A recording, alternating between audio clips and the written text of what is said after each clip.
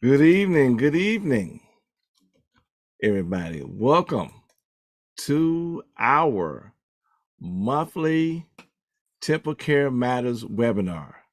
I'll be your host tonight, Michael O'Miner. I am privileged to be the National Director for our National Baptist Convention USA Incorporated Hope Health Ministry. We're so glad that you joined us. Look, you have an opportunity now for those that are watching us on social media. Why don't you take this time now to go ahead and share it in your social media networks?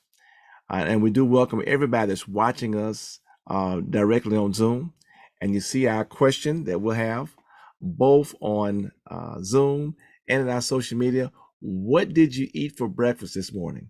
And Duke, our very capable uh, technology moderator, will be assisting me in the chat as we look at those responses. Again, welcome everybody from all across the country for joining us tonight. Oh wow, it was just amazing number of people who are on social media this evening. All right, and tonight we're going to be dealing a lot with our nutrition and also with kidney health. We want to acknowledge our national leadership, our president, Dr. Jerry Young, our General Secretary, Dr. Alvin Edwards, the chair of our Federal Faith-Based Initiative, Dr. Alvin Love. In this evening's TempleCare Matters webinar, we'll share about March Suggested Health Services, which is National Nutrition Month, Taste Test Sunday, which is the third Sunday, March 17th, World Kidney Day, March 9th, and we have a great panelist tonight to share with us about that. The National Colorectal Cancer Awareness Month, National Women and Girls HIV/AIDS Awareness Day, which is March 10th, and the American Diabetes Association Diabetes Alert Day, March 28th. Of course, we'll also update tonight from Let's Move, NBCUSA. All right. So we're seeing that we have a mix of breakfasts on there. And of course, we know that some people didn't eat breakfast at all. All right. But I want you to know I'm a country fella, and I had a good breakfast this morning today.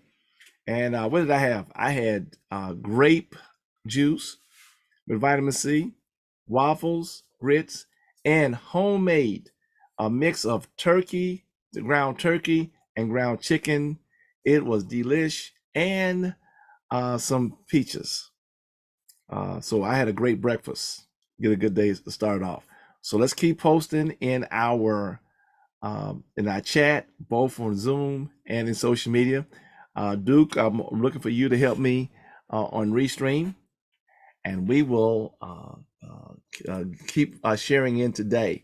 For those of y'all that had nothing, oh my goodness. Wow. All right. Well, we know this evening's webinar, what are we going to say? It's supported by the funding from the NIH's All of Us research program. We want you to join our NBCS Hope team in becoming one in a million, our nation's most robust research studies. Let me just say a quick thing about this. A lot of times people may think about research studies, they think about we're trying to figure out what makes you sick and how can we make you well. One of the things I love about the All of Us research program, it actually look at some things that what makes us well. So I know everybody that's watching us on Zoom has done it, but those that are watching on social media or those that are watching on Zoom, share with others. Share our URL, joinallofus.org/NBCUSA. Share that information. Want to be part of that. This study has had more people of color in it than any other study of its kind, and so we want to keep that momentum going. Look, go ahead and join so that you'll be one in a million. Now, if this is the first time joining one of our webinars, we want you to participate in our NIH All of Us research program pre and post surveys. We're pasting the link for the pre-survey now. And Duke, if you will, you can restream and post there on our social media channels. And we'll share the post survey near the end of this evening's webinar. Thanks in advance for your participation. So those of y'all that receive it in our Zoom chat, amen. If this is your first time, want to make sure we do that. All right. Somebody put it specific, had a 1.5 pancakes. Adrian Butler said 1.5 pancakes. Wow. 1 scrambled egg, a half a sausage patty, and 2, being precise, 2 tablespoons of hash brown casserole, syrup, and milk. Wow. Very precise there. Very interesting breakfast selections, as we can see this morning. I will share before we go to the next point. When I was growing up, everything was with rice. That's why I don't eat very much white rice today. And we might have had salmon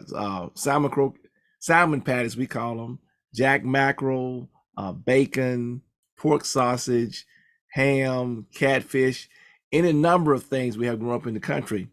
But there was always some rice, and there was always some molasses, and there's always biscuits. The biscuit was a cleanup piece. When you come back and get everything off the plate, you take the biscuit and go all around that plate. So when my grandmother got ready to wash the dishes, it was pretty much clean. But we're growing up there in the country. All right. Now, this webinar is part of a continuing series of First Tuesday TempleCare Matters webinars. They've evolved into hybrid events with virtual and in-person watch parties in our local NBCUSA congregations. And these sessions, we delve deeper into the 7 pillars of TempleCare Matters. And our 7 pillars are renew our minds, nutrition, which we'll be talking about tonight, exercise a little bit tonight, obesity in Black America, health, knowledge, and legacy, safety and preparedness, and health ministry growth. And look, I want to thank you all, especially our regional health ambassadors, who have been taking it upon yourselves and doing them, each one of them in your churches. So kudos for the work you're doing. And hey, we're looking for some pictures that we can share on our Facebook page. All right. Now it's time for our triple-demic update. You know what triple-demic is. COVID-19, flu, RSV. Now, I'm going to say something we already know. Are you ready for this? The United States is observing a concurrent surge of COVID-19, influenza, the flu, and respiratory syncytial virus, RSV. Triple-demic, tridemic. That's what it's called by medical experts. The situation consists of an escalation of respiratory illnesses. These illnesses pose a significant threat to an already strained healthcare system. Okay. And so for those that are vulnerable, compromised immune system, have other illnesses, it's a potential lapse in care. So we want everybody to make sure, if you hadn't already done it, we know people hadn't done it, vaccinate if you haven't already. I've had my booster for COVID. I've had my flu shot. And they said this flu shot this season is one of the best they had in some time. And mask up as needed. Let's do what we can to stay healthy, NBCUSA family. All right? Guess what? Taste Test Sunday, 2024. Taste Test Sunday, 2024. It's coming. I'm already excited. Some people have asked, Dr. Minor, how did you come up with this? Where did this come from? This came out of nowhere. Well, in 2008, the Northwest Mississippi Rising Sun Usher Federation, I know, Mississippi, okay, designated the third Sunday in March as Taste Test Sunday to promote healthy meals at church functions by serving diabetic-friendly desserts. Now, we didn't use the word safe, but diabetic-friendly, they're better. In 2011, the NBCUSA H.O.P.E team adopted this observance as part of our promotion of healthy living. So this marks the 13th year we've observed this nationally. So on Taste Test Sunday, 2024, we're asking NBCUS churches to sample diabetic-friendly desserts after worship. Okay? You'll watch members surprised as how good these desserts taste. Now, we have a toolkit that we're preparing. It will be up. We'll apologize. It is delayed, but we will have it up by the end of the week, and you can get information about how you can host your Taste Test Sunday observance. Now, we're looking for pictures, so make sure you share pictures at info@hopenbc.com. That's info@hopenbc.com, or just post them to our Facebook page. We want to see those pictures. You see some in what we have here, some fruit, and you can get some of this different toppings and things that are healthy. I mean, one year my mom prepared a mock, what do we call thing, apple pie. So there's all kind of things that we can do, that we can have, that they are diabetic safe. I mean, diabetic friendly. Excuse me. Huh? I know Sister Ellen would beat me for saying that. Diabetic friendly. And you know, for most of us that are Black folks, we love our desserts. I'll admit that since I got to junior high school, I despise cake and pie. I despise cake and pie. People call me crazy, but it works out in my household because my wife loves desserts. My wife loves dessert, so it works out quite well. All right. Somebody, again, for breakfast, somebody had a biscuit. I knew it was going to be a sausage biscuit, strawberry jelly, and coffee and water. I was looking for that biscuit and sausage. Okay. Oh, wow. A vegan muffin. A vegan muffin. Okay. All right. We're getting the things out here.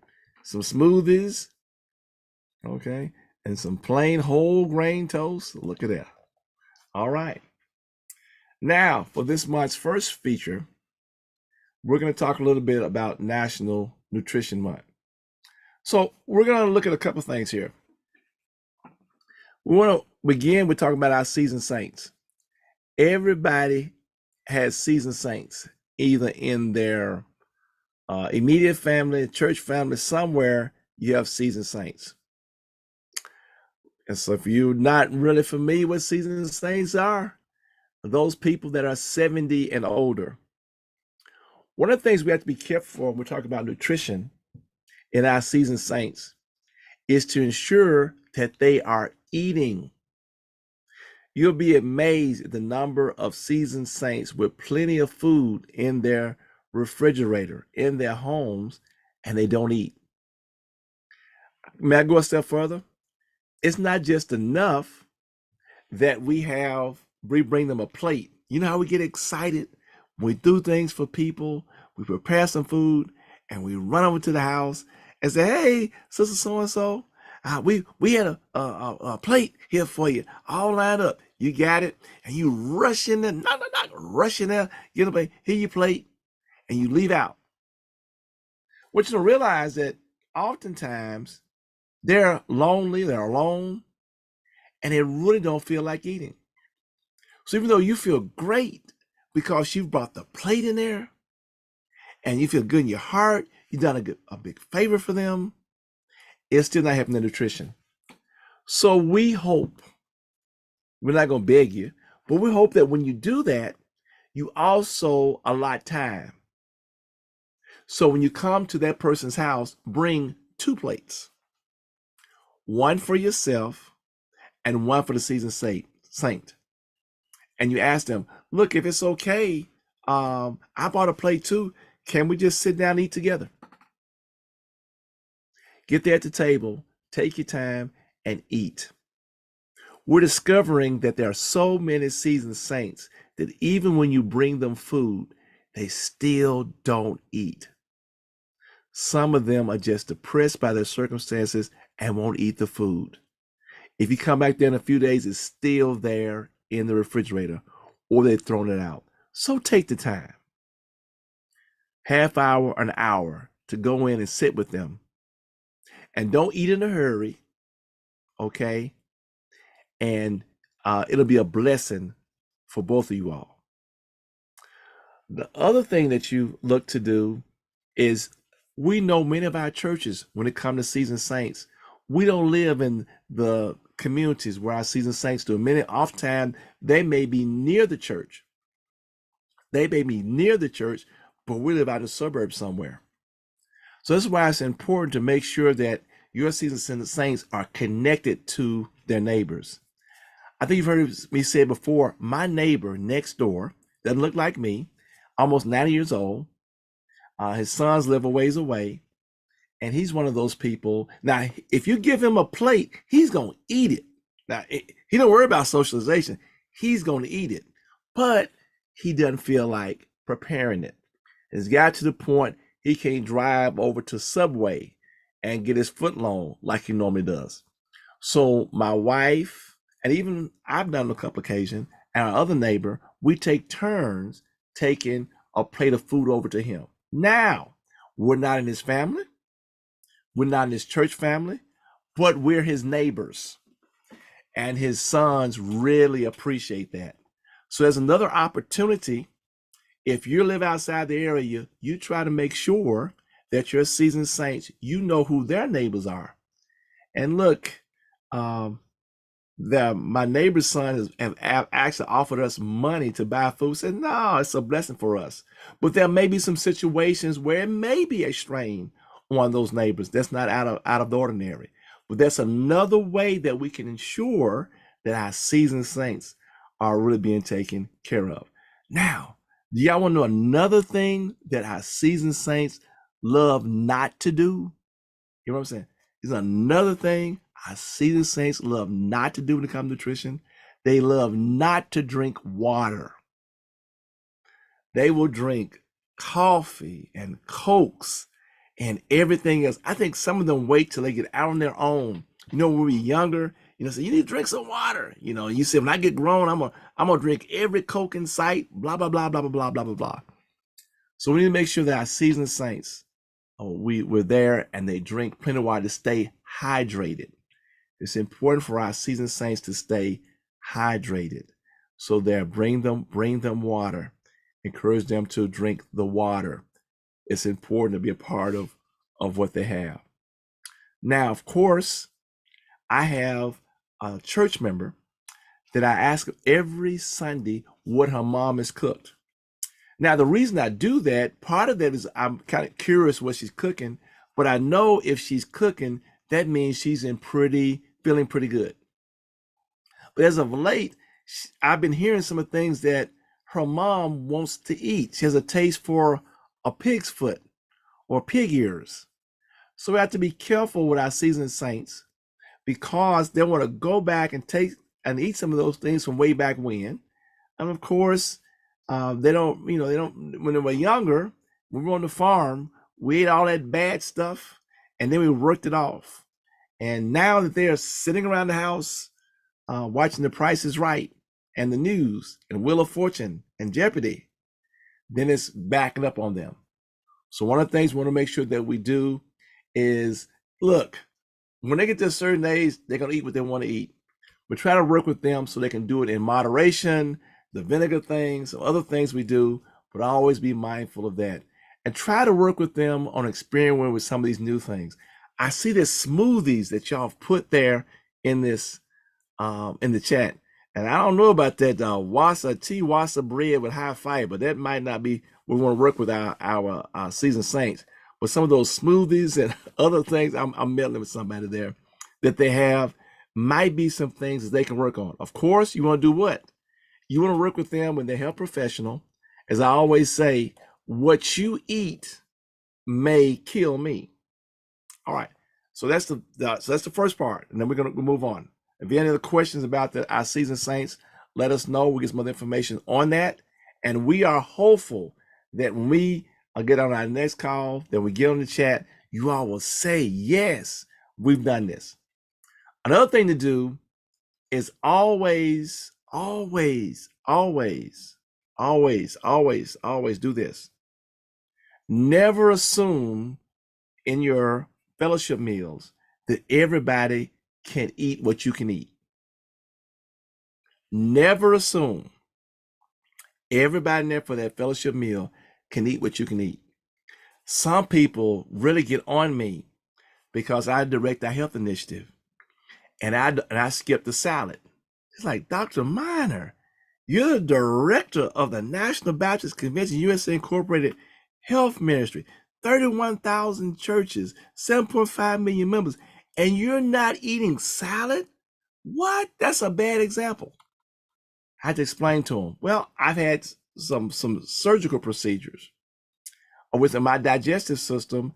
If I eat a salad, I may very well end up in the hospital. My digestive system cannot handle raw salad. Just can't do it. And so that's why I say, if you had a meal and you came out there with some salad and bread and whatnot, and you thought everybody was going to be just going to town, I would starve. I wouldn't have anything to eat. So we want to make sure we have them out. And also, people get on me about asparagus. Oh, that's real healthy. I cannot eat asparagus because I can't digest it. And somebody asked about steamed vegetables. Well, they have to really, because I had some broccoli. I had some broccoli Sunday, and it was done for most people, but it wasn't enough for me because it needs to be cooked to a point where it's good and tender, like country folks do it. And I wanted something green, and it was kind of okay. Well, later on Sunday, I realized it wasn't okay. I thought it was kind of okay. Later on Sunday, I found out it wasn't okay. All right, so it really has to be down, has to be moist. And as of late, y'all not gonna like this next part. I got to the point where I can't eat mustard greens or collard greens. I can still eat turnip greens for now. But I tell you, I'm not upset. I'm not mad about it, because when I've eaten some of those things and it's made me sick, every time somebody has some of that, don't worry. I don't have a problem with that. But look, for our meals, let's try to figure out our folks in most of our congregations don't have thousands of folks in it. We can kind of figure out. We got those people there in the congregation that have special dietary concerns and everything. Just have something for them. And please, especially at the repast, let's not have the typical Black Baptist repast, which is what? Gonna have some corn to throw in the microwave, some beans to throw in the microwaves, some rolls you're not gonna warm up, some fried chicken from Walmart or Kroger somewhere, and some tea that's weak as water. Okay? I guess you want more folks to go to the funeral home. So try to have some options there. Or if you're not, I'm of this belief, if you're just not gonna do anything with the repast, just don't have one. Just say, man, we're not gonna have if you're gonna do that, just say we're not gonna have a repast. But try to have some options. Nothing wrong with a fruit salad or other things you can have there, or just ask. You can, there's nothing wrong with asking people. Now, you might not be able to do it, but you can ask. You can ask so that we can get everything lined up. And be very careful with the nuts, because those other allergies and things, we want to make sure that we're very careful. I was saddened. I heard the story the other day that the person was at Disney World, and they asked the wait person about the meal, and said that it was all good. It was good. And then it comes to find out it wasn't. And later that evening, the lady had a bad reaction and died. So we want to make sure that we have that in place. Somebody said, don't do repasts. Well, and it is true. More and more families, I'm seeing that more and more families are getting away from repasts. Some of them will do it because of the emotion of the day. Some of them would rather go to their homes and just have around family and friends instead of being in the church. So I think it's a dialogue that we can have and getting things done. And then one last piece is for our pastors. I know we love our pastors. Don't we love our pastors, everybody? We love our pastors. We love them. We love them. Okay? Yeah, food allergies are serious. But why is it that we love them so much until we fix them the special preacher plate? The special preacher plate. And the special preacher plate has the two biggest piece of chicken you can ever find. Matter of fact, the piece is so big, if I saw that chicken that was killed for those two pieces, I would run. That's a huge chicken. You put it on that plate, and you put a bunch of macaroni and cheese, and the collard greens on there, and the cornbread on there. Okay. And then, because you want to make sure that you don't upset anybody, you done have 4 of the sisters, the seasoned saints, that really labored over the in the oven. And 3 of them got some good old cakes, and 1 of them got a pie. And each one of them, Pastor, you gotta taste my cake. You gotta taste my pie.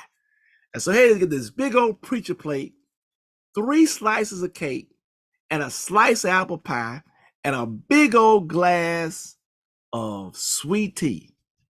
But you love your pastor. And lay it all right out there. Wow. And then pastor's going to feel compelled to eat it all, especially dessert. Because if he get one of those slices and doesn't eat it, they'll come back there and say, oh, pastor didn't like my cake. So please, if you really love your pastor, you really love your pastor, help him out, help her out. Just back off those portions. It worked out for me. Yes, Pastor Montgomery, you want to get a plate to go. But it worked out for me. I don't like white meat. I like dark meat. And so it was trimmed down. A lot of things that I wasn't able to eat. But that was the other part of it on nutrition. So in our churches, this is National Nutrition Month. Let's do better in what we're doing. Okay?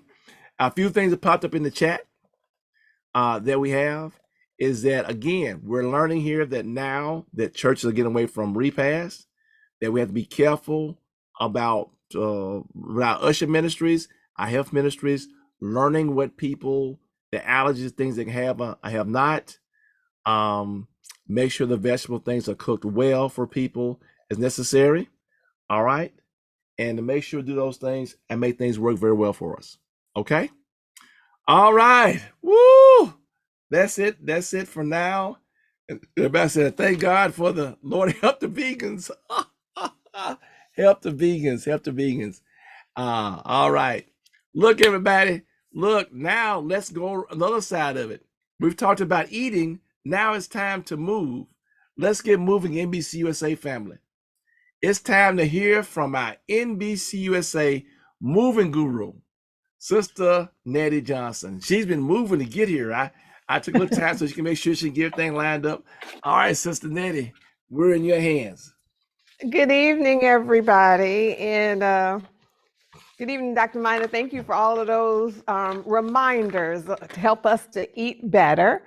We have a really fast update for you all this month. We just want to first of all say praise God for the stewardship of many of you that have been continuing on with Let's Move National Baptist. As you all know, our goal with this program is not to do a series of challenges, where we do something for 24 days or 30 days, because while those can be very exciting and can pull energy together, evidence-based data shows that oftentimes people don't complete the challenges, and the percentage of people that do often do not continue those behaviors beyond the challenge because it may not have been a fit for their lifestyle. So our design is just to encourage people to find their fit and be consistent in it. So each month when we're checking in, we're just congratulating those that are moving, reminding those that maybe have stopped to keep doing it. And I just want to lift something that was pretty exciting.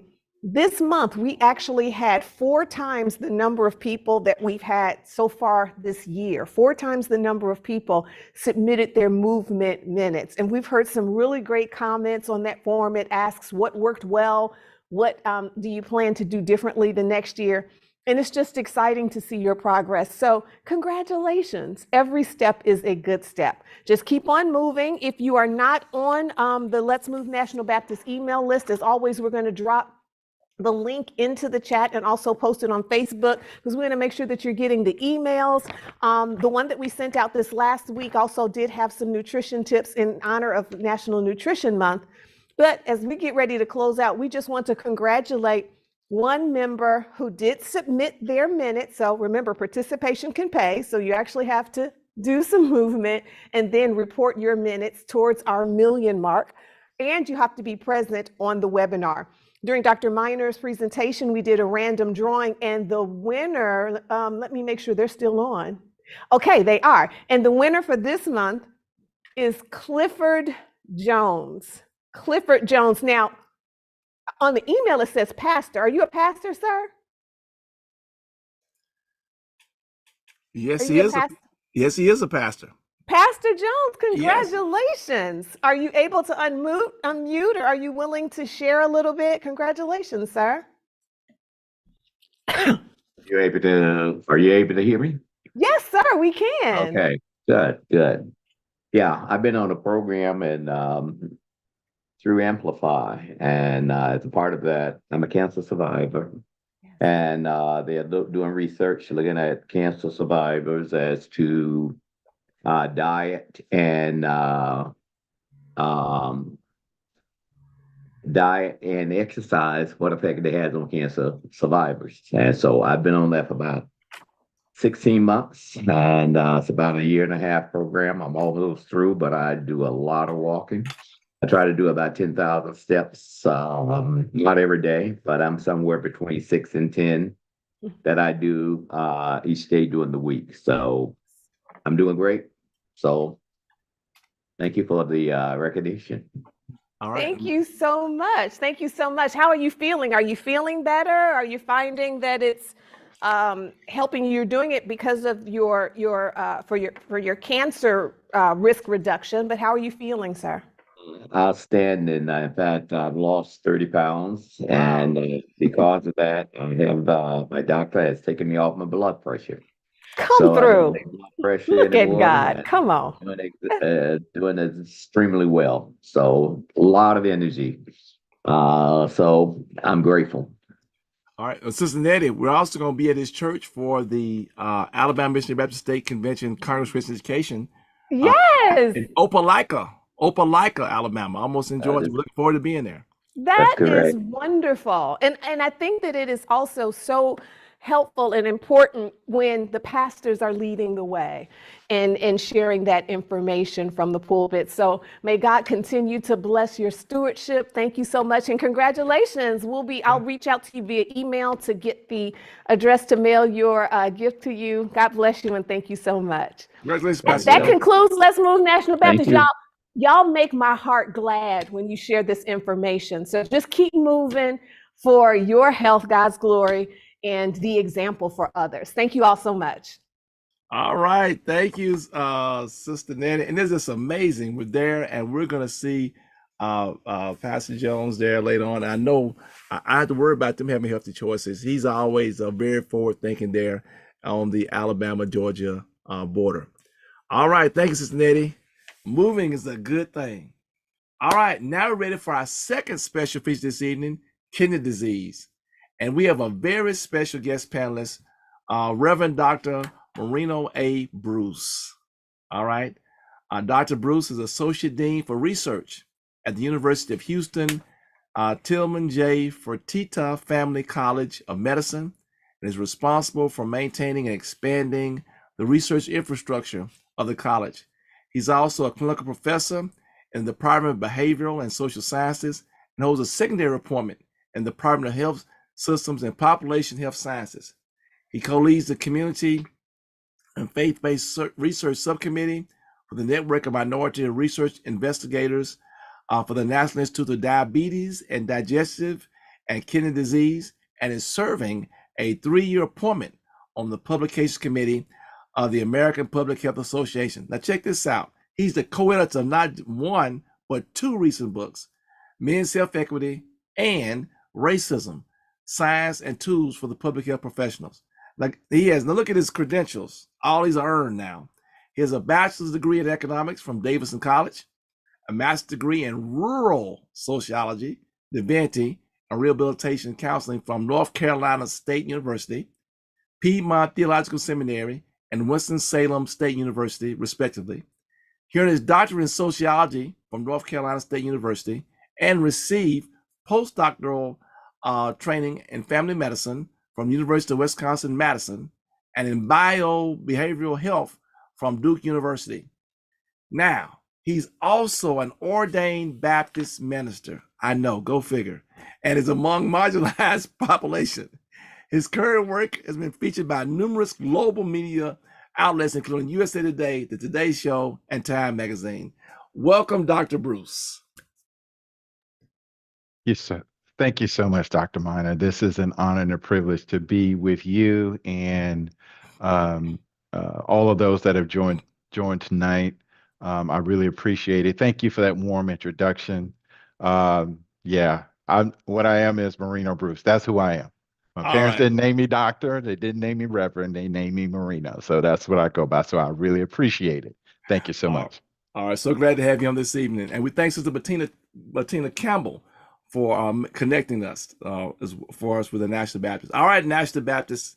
All right, family. All right. Those y'all that are watching on Zoom, those are watching on social media, and those are watching later. This is a very important segment that we're about to talk about because it's dealing with kidney disease. Okay. Now, we have several questions here to help guide discussion. Dr. Marino. So now, first of all, I know this is going to sound like a crazy question, but it needs to be asked because we have people that misunderstand it. What is chronic kidney disease? Yeah, chronic kidney disease is basically the best way I would say it is a reduction in kidney function. So in other words, our kidneys are the organs that filter the blood. And so they do so, they work automatically. You don't know that they're operating most of the time. But what happens is as we age, or if there are other risk factors, and I'm sure we'll talk about that in a little bit, they make the kidneys work harder and harder. And as they work too hard, then what happens, they deteriorate. The kidney actually begins to shrink. And so as the kidney deteriorates, that means they are less able to filter the blood, which means that there are things that we talk about and called proteins. They begin to spill into other areas of the body where they don't need to. And in other words, what happens, they don't filter as well, which means that there are other contaminants or other types of noxious agents harm the body. Because the point of you, I see you drinking water. That's exactly what you need to do. You need to flush the kidneys, right? You keep flushing those kidneys, keep them strong. And because if our kidneys fail, we don't live very long. So so what happens with chronic kidney disease, they get to a point where they get to a level where they almost don't work, and we're in trouble when that happens. Okay.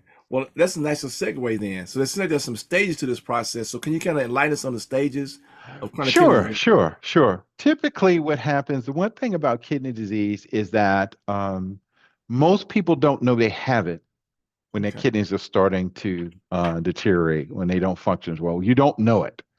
And so you have stage 1, which is pretty much almost normal. There's a filtration rate, and that what happens is you'll go to, if you get an annual checkup, you go and you'll give them a urine sample and they test it. They test it, and there's a formula that they use to determine how well your kidneys are function. There are 5 stages typically. And so stage 1, it's you have a reading of 90 or above, you're okay, you're great, your kidneys are functioning well. Even if you have a little bit of damage, they still function well. When you get to stage 2, they will let you know that, okay, stage 2 means you're not as good as stage 1, but your kidneys are doing all right. So it decreases by, I would say, maybe 10% in terms of its function. When you get to stage 3, that's where you get to mild to moderate kidney disease. That's where your kidneys are not functioning as well as they should. Typically, what happens with this is that's when your primary care provider, they may refer you to an endocrinologist, right? Or a urologist or someone who nephrologist typically One of those three depends upon if what other risk factors you have, but typically a nephrologist to pay closer attention to it because once your kidneys start to deteriorate, you can't necessarily reverse it. So Mm, once those kidney cells start to die, there's nothing you can do to reverse that.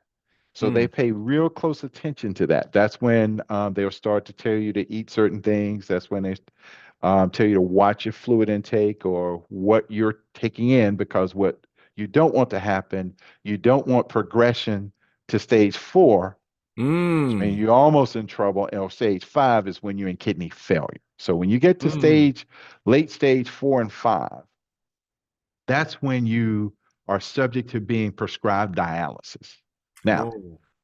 now, in most communities, particularly communities of color or African American communities, you'll see a dialysis center.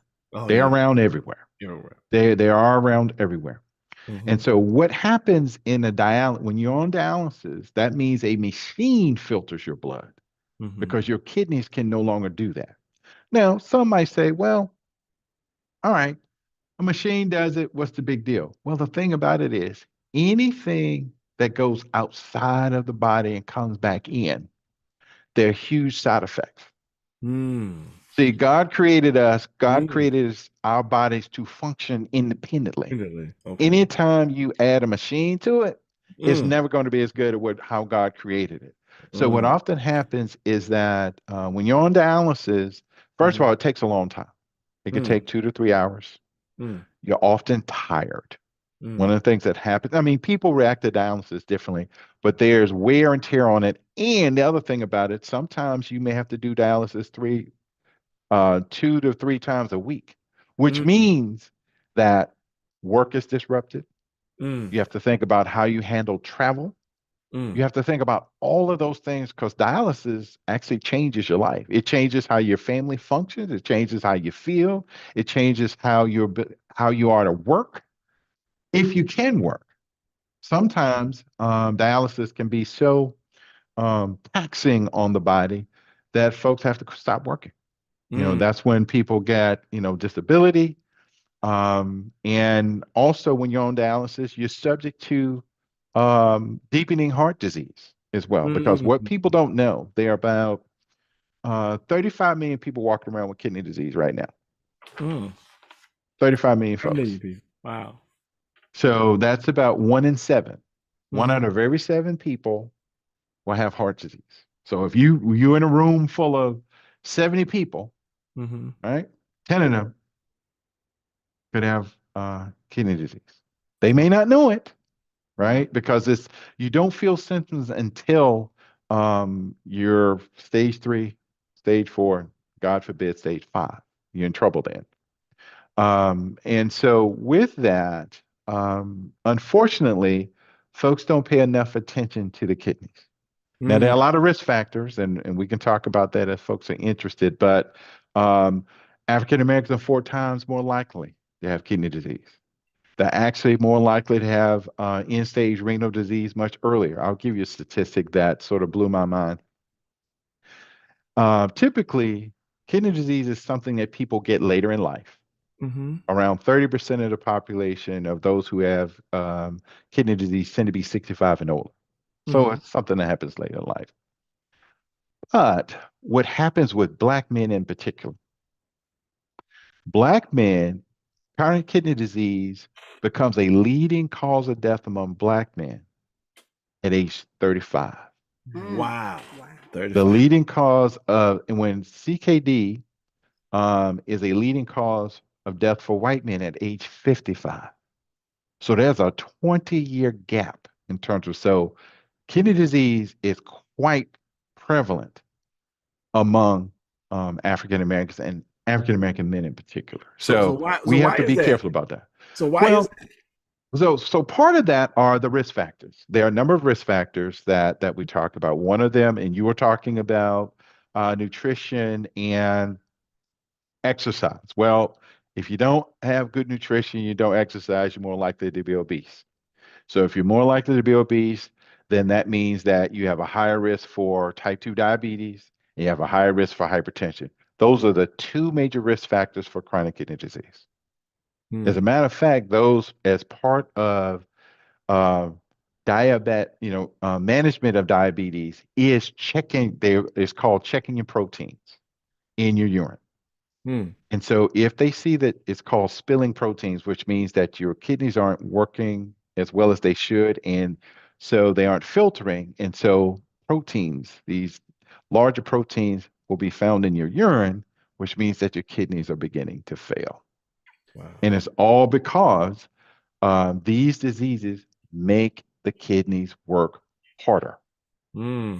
And because they're part of the not only the renal system, but the cardiovascular system, anytime you have chronic kidney disease, you're more likely to have heart disease. So it's all linked together. So those risk factors, again, type 2 diabetes, hypertension, obesity, major risk factors of chronic kidney disease. There are others. There are other types of kidney disease that people are born with. Um, there are, for some reason, we haven't quite figured it out yet in terms of why African Americans have it younger. That's some of the work that I've been doing with colleagues trying to figure this thing out. Hmm. But again, we do know that those three major obesity, hypertension, and type 2 diabetes, we got to watch that. So to your point, when you're talking about nutrition and exercise, we have to do that. We think about, yes, we want to manage our weight, and we do need to do that. Okay. We do need to do that. However, if we don't, that cause other things down the road. So yeah, we say I'm packing on an extra 20 pounds. Well, that extra 20 pounds means that your organs are working harder. And if they're working harder, that means that they can uh, deteriorate sooner. Hmm. And so that happens. We'll call that biological aging, right? Where our bodies are older than our chronological age. So chronic kidney disease is part of that mix.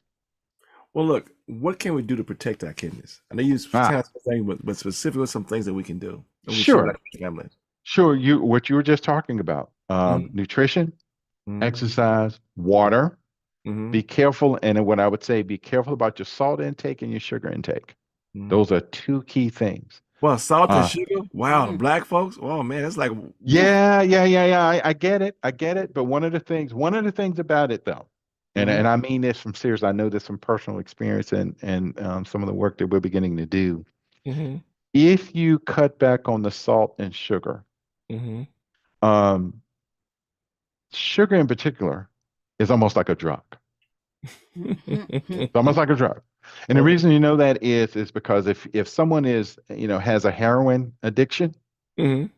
if they stop using heroin, the first thing they do is use a lot of other sugar. It hits those same elements in our brain.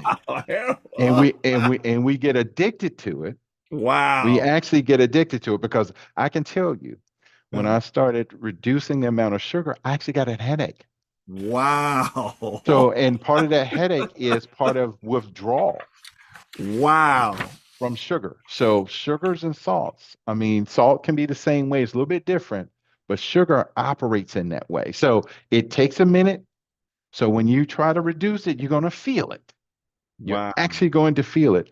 But what happens is when you reduce the salt and sugar, your taste buds will change. So when you're putting up that fresh fruit that's there, Okay. a lot of times people will get fruit and they'll put sugar on it, Oh yeah. right? Hmm. But the reality of it is, if you do this in, I would say, 3, 4 weeks, if you cut it down, you will find that you'll taste the sweetness in fruit a lot more because your palate changes. See, the body is an amazing thing. It can adapt.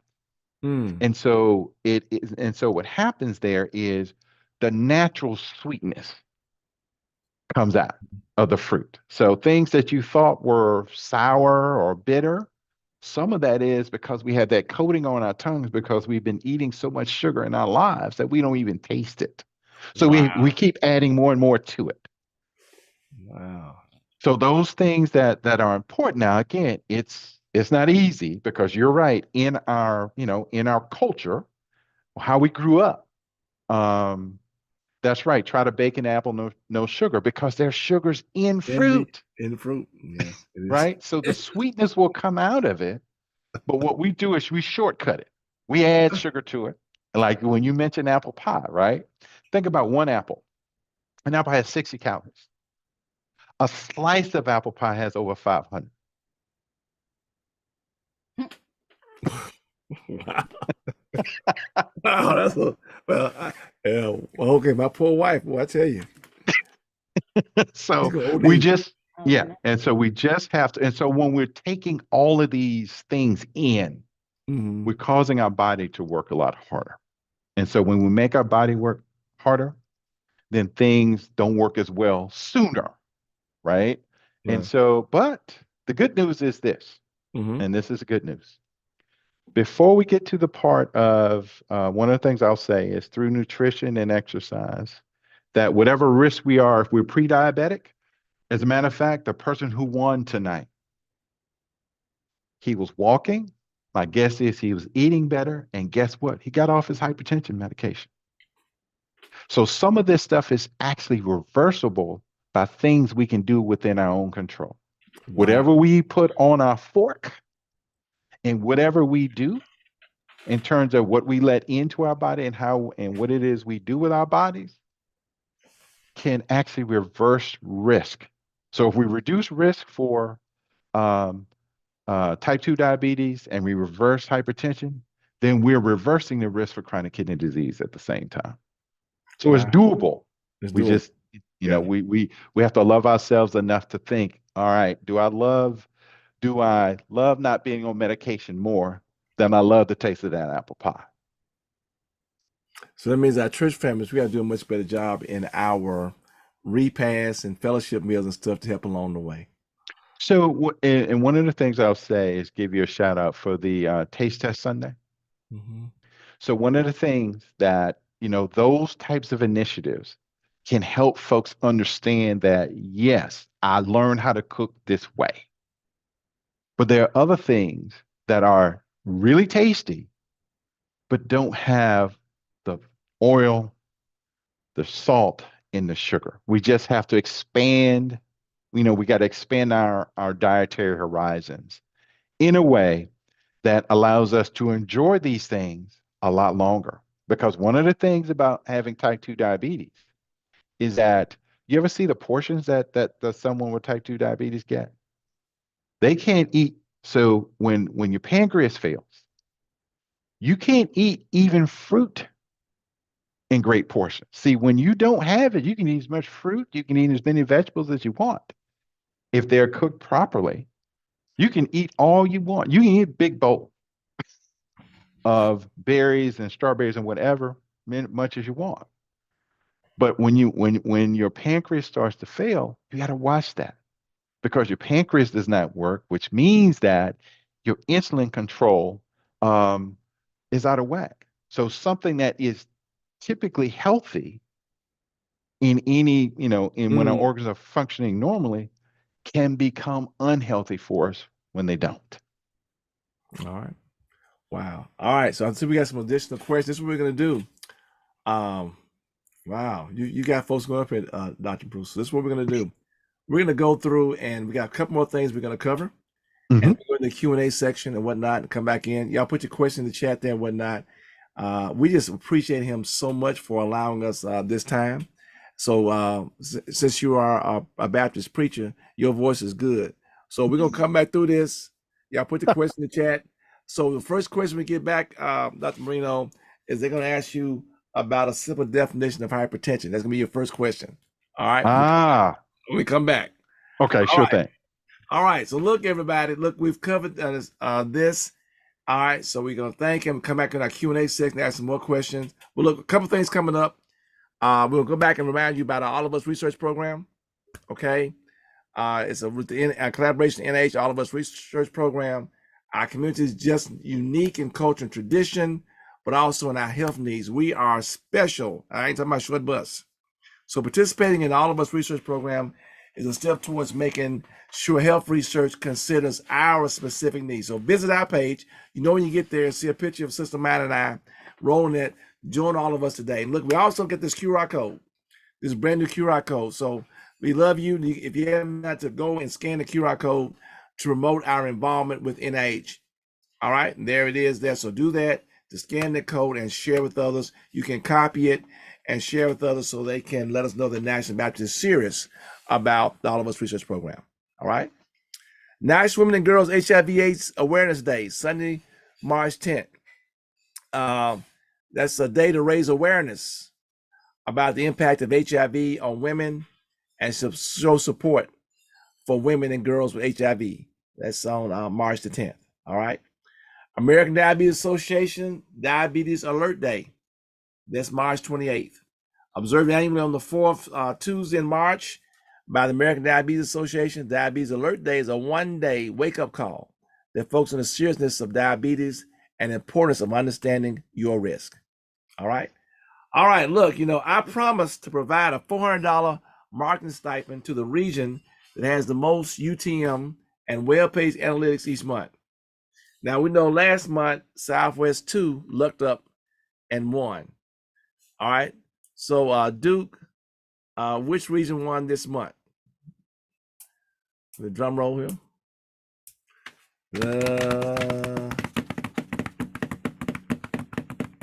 He's calculating. Calculate now. All right. And the winner is? What'd you say, Duke? The winner is, well,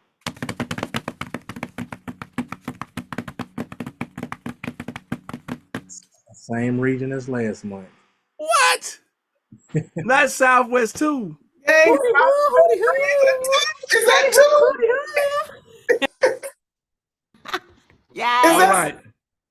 All right. Now, it's something. The fix must be on or something. Southwest 2 won 2 months in a row. Southwest 1. What's up with Southwest 1? Mississippi, Alabama? Wow. Tennessee. Great job, Southwest. Wow. Texas, Louisiana, come through. Arkansas, yay!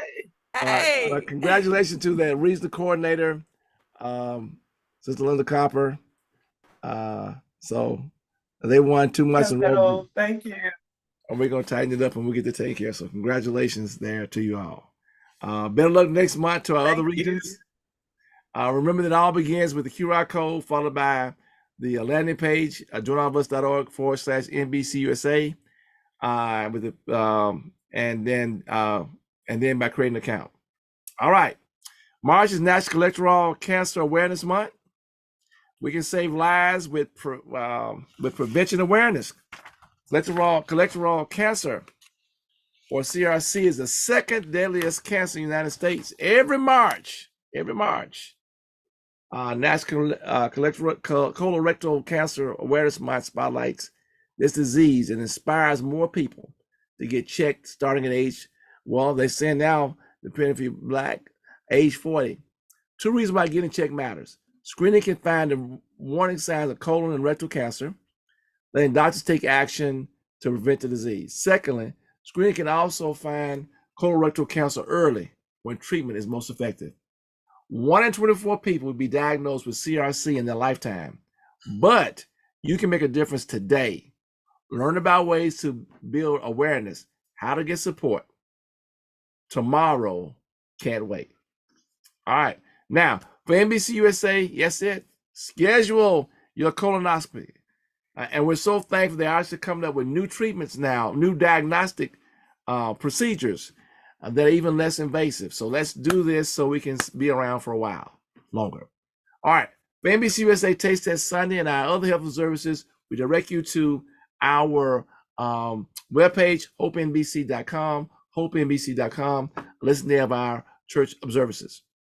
Other services. As I stated earlier, if this is your first time joining one of our webinars, we want you to participate in our NIH All of Us Research Program pre and post surveys. We are pasting the link for the post survey now. Thanks again for your participation in this effort for us. All right, he's pasting the link there for you to have. All right. Woo!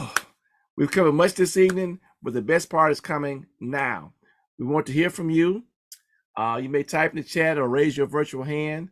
For those watching on social media, we'll do our best to capture your questions. We once again want to thank the NIH's All of Us Research Program for being our major sponsor this evening. Let's not forget our March marketing updates, National Colorectal Cancer Awareness Month, National Nutrition Month, NBCUSA Hope American Kidney Fund, Kidney Sunday, which was Sunday, World Kidney Day on the 9th, National Women and Girls HIV Awareness Day on the 10th, Taste Test Sunday, Taste Test Sunday, Taste Test Sunday. Look forward to seeing those pictures. Thank you for seeing those pictures. Thank you for seeing those pictures in advance on March 17th. And I know, when we get to Opelika, we're going to be able to taste some of the great, awesome Taste Test Sunday diabetic-friendly desserts that Pastor Jones and the crew going to have out there for us. I'm counting it already. All right. American Diabetes Association Alert Day, March 28th. All right. Again, you can go and download a complete list of our health services from our website, hopenbc.com. You'll find additional information there about different resources. Now, upcoming, this weekend, we'll have our first regional meeting. It'll be in Little Rock, Friday and Saturday. Region 2, Sister Linda Copper is the regional coordinator. The Liberty Hill Baptist Church, Little Rock, Pastor Roy V. Elliott Jr. Some classes there, information about our All of Us research program, about the Hope Health Initiative. It'll be there. You can email info@hopenbc.com, info@hopenbc.com. Everybody in the Little Rock area, we look forward to seeing you there. At the end of April, all right, April 26th and 27th, we'll look to see you all in Miami, Florida, and in Mobile, Alabama. Miami, Florida for our Southeast region, and Mobile, Alabama for Southwest 1. All right. Now, here's the agenda for our next TempleCare Matters webinar, April 2nd. We're talking about Minority Health Month, National Autism Awareness Month, World Health Day, and we'll do a quick overview of our SSPB Vacation Bible School material. Now, remember, you can always join us on the web and social media. We turn to our webpage, hopenbc.com, Facebook page, National Baptist Convention USA Incorporated, Hope Health Initiative, Twitter at Hope_NBCUSA, our YouTube channel, NBCUSA Hope, and we have our app. And you can go on the Google or the Apple Play Store and download our app. Okay. If you'd like to enroll in our health ministry training, in person or self-paced, you can email info@hopenbc.com or call 901-603-0762 for our health ministry training. 901-603-0762. All right. We appreciate your feedback. So would you kindly complete our webinar survey? We're going to paste the link in the chat for our webinar survey. As my late father always reminded me, the biggest room there is the room for improvement. So if you take an opportunity now to complete that webinar survey, we would really appreciate that. Okay? Appreciate that there in the chat. Take a few moments to complete the webinar survey. All right. I think we got the things out the way, so I think we're ready now. So actually, when we call him Reverend Doctor, he really is a Reverend Doctor. He didn't pay $25 for it. Did I say that? All right. So here we go. The Q&A time for Dr. Bruce. We'll bring you back in. So we come back up. Remember, the first question is that one of our folks in here wants to know a simple definition for hypertension. Yeah, hypertension is basically it's blood pressure, but what that means is your blood pressure is too high, which means that the blood pressure in your veins is too high, which means that your heart is working harder, right?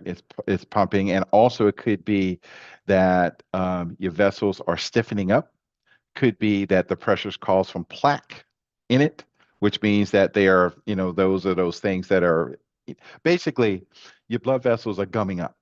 And so it's just like if you take a hose, for example, and you run, um, if dirt gets caked up in it, right? And you try to run water through it, the pressure is going to be harder on the hose. Or here's what you do. Here's the best way to think about it. Think about it, what they tell you when there's a cold spell. They tell you don't have a hose outside, right? Well, that's Mm, because ice has accumulated in the hose. And so when that ice expands, it bursts the hose. Well, your blood vessels are very much like that. They are elastic. So the more stuff that's in it, the more it expands. And so you have two numbers. The top number is your blood pressure when you're active, which means that, whatever you're doing. And that bottom number is your diastolic pressure. It means that's your pressure at rest. So there are numbers. They want it to be no more than 120, meaning active blood pressure or systolic blood pressure. And they want it no higher than that. Now, when you're exercising, your blood pressure is going to increase, and that's normal. Okay. But it's when you are just more sitting, if you just walked into a place and you sit down for a few minutes, they want that systolic number to be under 120, and they want that lower number to be under 80. Okay. So when it gets over that, and so your blood pressure varies throughout the day. Okay.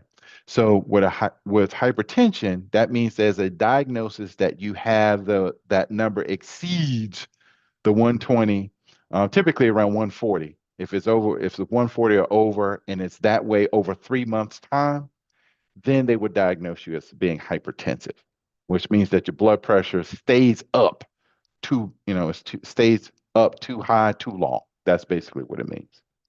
okay. All right. The next question says you mentioned about all the different places people go for dialysis. So all the dialysis centers we see, are they about the same? Doesn't really matter which one you go to? Yeah, they're about the same. What I would say is it's how they are treated, how you're treated at that space, but they all basically do the same thing. They will have either a chair that you sit in and a dialysis machine of different sizes, basically, to do the filtering of your blood, and you just sit there. That's Okay. basically it. All right. We've had some concerns, even with the rural area or urban areas, where people have trouble getting transportation to the dialysis centers. Hmm. But there are some churches where they have people in leadership who are concerned about liability if they were to transport them there. But we know what the famous thing is, that there's plenty of transportation in the Black community. It's just parked in the church parking lot. So, as a Baptist preacher, is there anything you can speak? I don't know, maybe you can't speak to it, but can you kind of provide? Well, I mean, I do understand that whole idea of liability, but again, if we're talking about folks going to dialysis or something like that, where it gets into that, as long as you don't have an accident, you're good. Um, but again, it's more along the lines of um, what this is where your health ministry comes in. This is where you have the intersection between your health ministry and whatever your transportation ministry, because your folks who are driving have to be aware of who they're taking. So if you're taking folks to dialysis, then you gotta be aware and look out for certain things. I would say you need to be CPR trained. Not that that's going to happen, right? Right. This is just more along the lines of just being prepared. That's the main thing. Because most of the time, sometimes people drive themselves to dialysis. So it's not that it sucks all the energy out of you, but again, it can make folk tired. And so that's where if you have a ride, it's better to have one. But again, people tolerate dialysis differently. So I don't think that the risk is super high. But what I would say is that if you're taking someone to any chronic disease visit, not just an annual visit, but a chronic disease visit, then you need to be mindful about that. It's the same thing with diabetes, right? If a person's blood sugar gets too high, they can have a diabetic episode. Same thing with hypertension. If the blood pressure gets too high, they can have an episode. So it's just being aware, and that way you can respond um, calmly, Make sure you have your cell phone powered up so you can dial 911 or what have you. Just being prepared that whatever population you are transporting, be aware of that something could happen, but also that you can get help. That's why you have first responders. They can help. Okay. All right. I don't see if there are any other questions. But what we normally do is we're gonna wrap up here, but we do allow a few minutes after we go off the social media in case of additional questions. Wow, you've really done a great job, and with Duke, we thank you for the feedback from social media. And we've also said that people are saying that this is a great opportunity just to use this excerpt. I guess they don't worry about what I just said, what I said, but they said use the excerpt, use the excerpt on the kidney disease part as a part of your church health ministry. But whatever it works. Indeed. What we do? Okay, we have another question in Q&A. Okay, hold on, because I got my notes up here. How bad is it if the systolic pressure is high, 150 to 170, but diastolic stays between 50 and 70? Ooh, well, something's going on that you would need to go see someone because usually those numbers don't track like that because what that means is so when you are active, that means it's really high and then the diastolic is really low. So what I would do is please go see about that to see what's going on there because typically they track together. But when you do this, right, you might want to get that checked out. Just to, again, I'm not an MD. So let me be very clear. I'm not an MD. However, I do know enough to say, that those patterns they're a little bit unusual. So, go get yourself checked out on that. All right. Well, this concludes our online our online social media Q&A period. And for those that are watching on Zoom, give us a few minutes to get our inner critics, and we will you'll be able to share again. All right, so hold tight there, Reno. Okay. Now I appreciate the tireless work of our NBCUSA Hope team.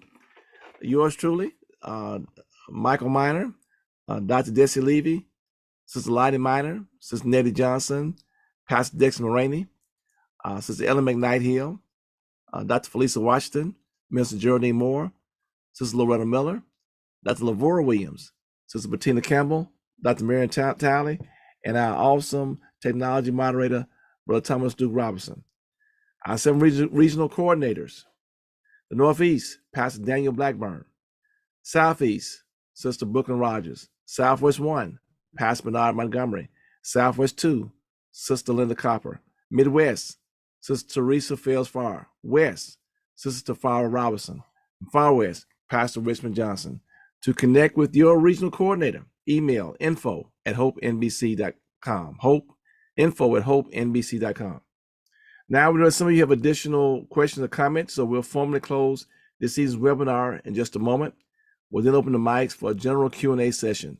We hope to see you on Tuesday, April 2nd, for our next TempleCare Matters webinar. Finally, we acknowledge our president, Dr. Jerry Young, who reminds us to envision the future exceptionally. This has been a production of the National Baptist Convention USA Incorporated, the nation's largest Black denomination.